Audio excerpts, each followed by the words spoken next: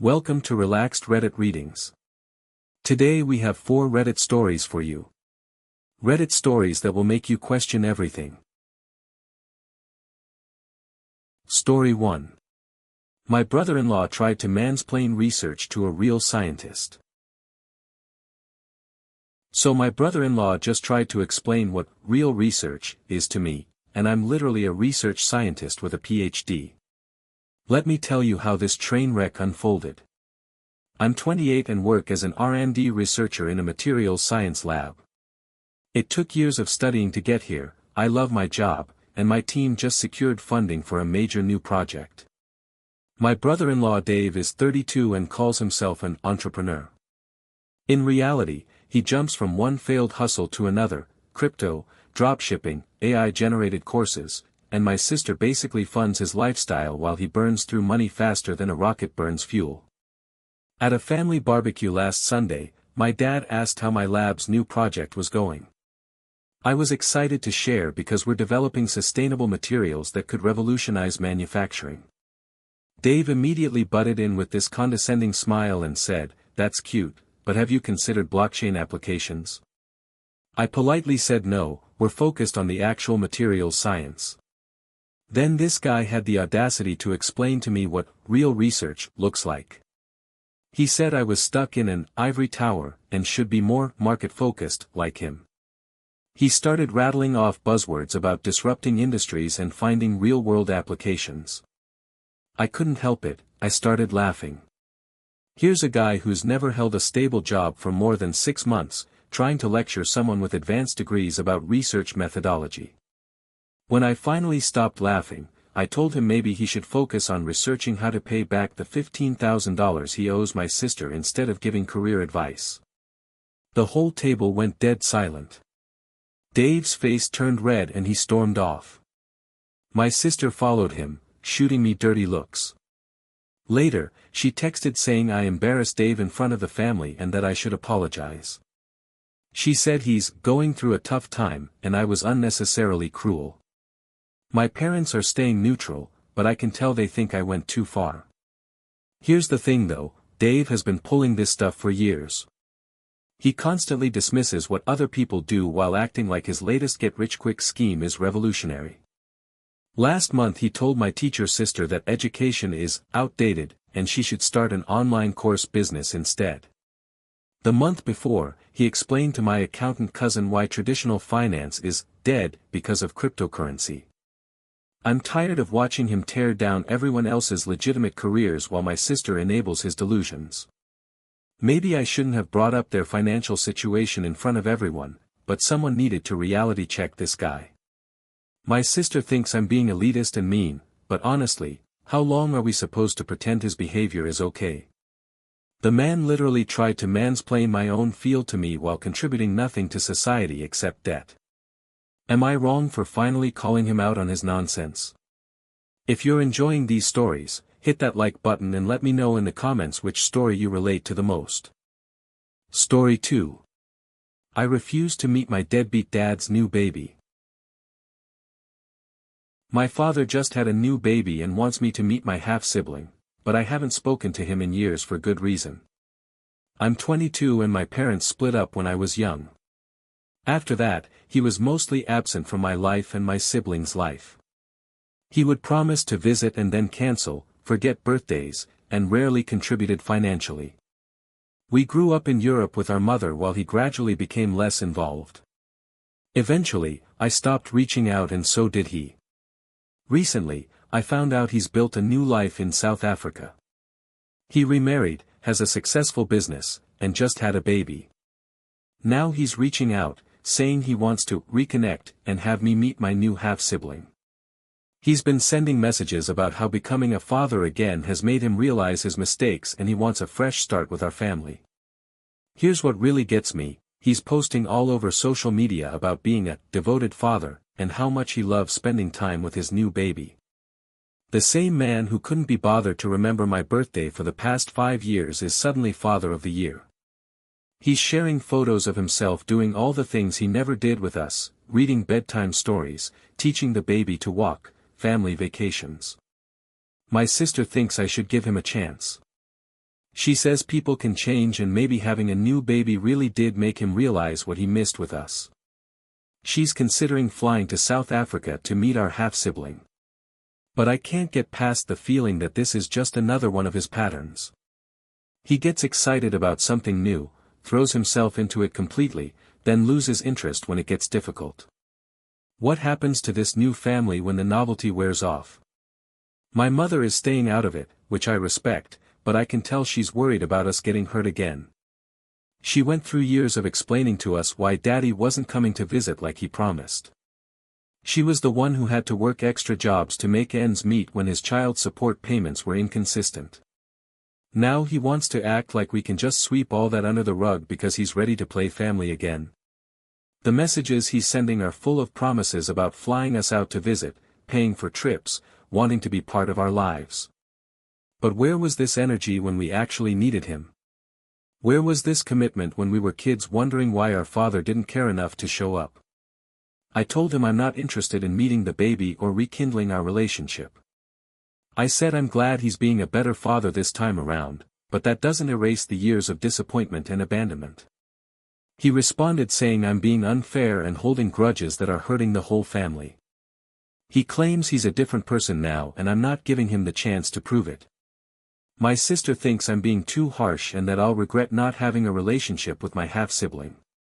But honestly, I've built a good life without him in it. I don't want to open that door just to get hurt again when he inevitably disappears. Am I being too stubborn, or do I have every right to protect myself from someone who's already proven they can't be trusted? Story 3. Kid tried to steal my iPad at the train station. So this random kid tried to grab my iPad right out of my hands at a train station, and now I'm wondering if I'm a terrible person. I'm a bus attendant and I take the train to and from work. When I get off work I have to wait at least 20 minutes for the next train home. To keep myself from being bored during any long wait, I bring my iPad to draw on. Yesterday I'm sitting in the train station waiting room, headphones on, drawing and enduring a grueling 45-minute wait because of delays. This kid, maybe 7 or 8 years old, walks up and starts trying to get my attention. I can see him waving and pointing at my tablet, but I'm wearing noise-canceling headphones and I'm in the zone with my art. I give him a polite smile and wave, then go back to drawing. Big mistake. This kid takes my acknowledgement as an invitation and sits right next to me. He starts tapping on my iPad screen while I'm trying to draw. I pause, take off my headphones, and politely say, "Hey buddy, this is my tablet. I'm working on something right now." The kid looks at me and says, "Can I draw too?" I'm bored. I explain that it's not really something I can share because it's expensive and I'm working on a project. He seems to understand and wanders off. I put my headphones back on and continue drawing. 5 minutes later, this kid comes back with what I assume is his mom or guardian. She walks up and says, "Excuse me, my son says you have drawing games on there. Would it be okay if he used it for a few minutes? He's been so good today." I'm caught off guard but I explain that it's not really a game tablet, it's my professional drawing equipment that I use for work. I mention that it's expensive and has important files on it. She gets this annoyed look and says, "It's just for a few minutes. He's not going to break it." Before I can respond, the kid reaches over and tries to grab my iPad right out of my hands. I instinctively pull it back and say firmly, "No, I'm sorry, but I can't let you use this." The woman gets huffy and says I'm being selfish and that it would have been a nice thing to do. She tells her son that some people are just mean and don't like sharing. Then she says loud enough for other people to hear, "Well, I guess not everyone was taught to be kind to children." They walk away and I can hear her talking to someone on the phone about the rude person who wouldn't let her son play on their tablet. Now I'm sitting there feeling like garbage. Part of me wonders if I should have just let the kid use it for a few minutes. It's not like it would have killed me, right? But this tablet cost me $800 and has months of work projects on it. Plus, I don't know this kid, what if he drops it or accidentally deletes something? The whole situation made me feel terrible though. The kid seemed disappointed and the mom made me feel like I was being unreasonably selfish. A few other people in the waiting area were looking at me like I'd kicked a puppy. But at the same time, why should I be expected to hand over my expensive equipment to a stranger's child? Would they ask to borrow my phone or my laptop? I'm genuinely conflicted about this.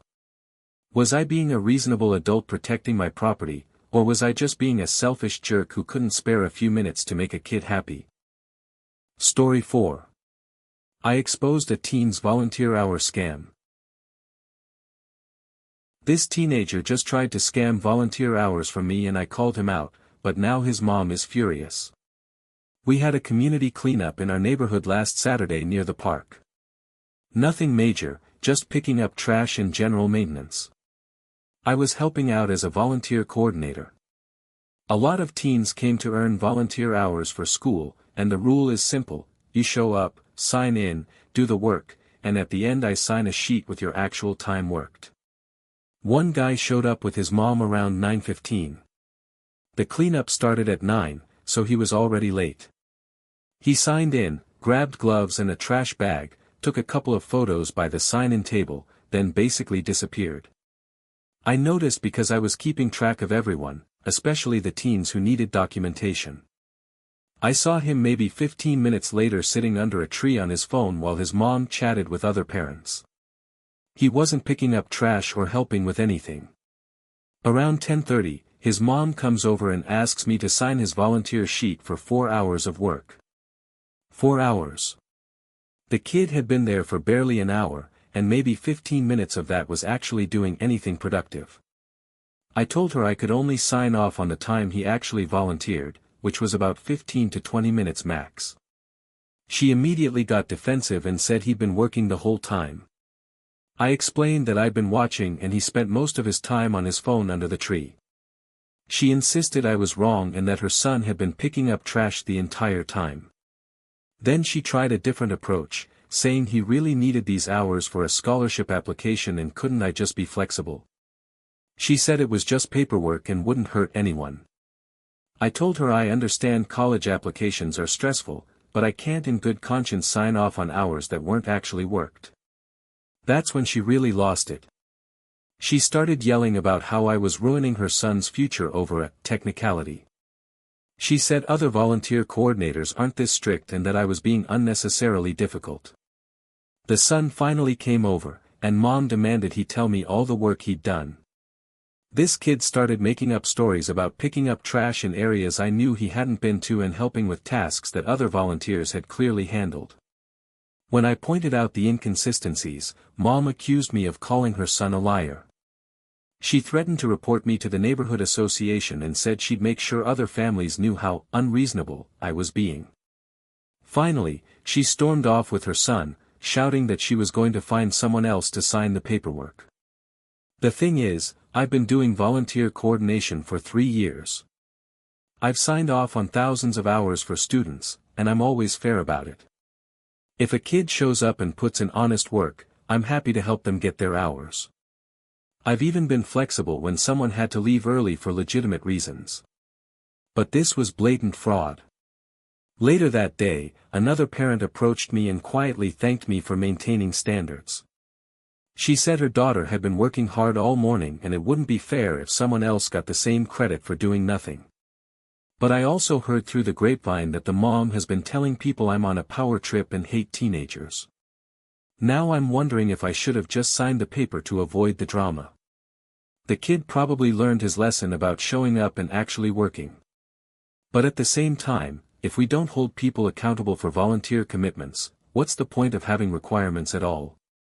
Did I do the right thing, or should I have cut the kid some slack? If you enjoyed these stories, drop a comment telling me which one was your favorite.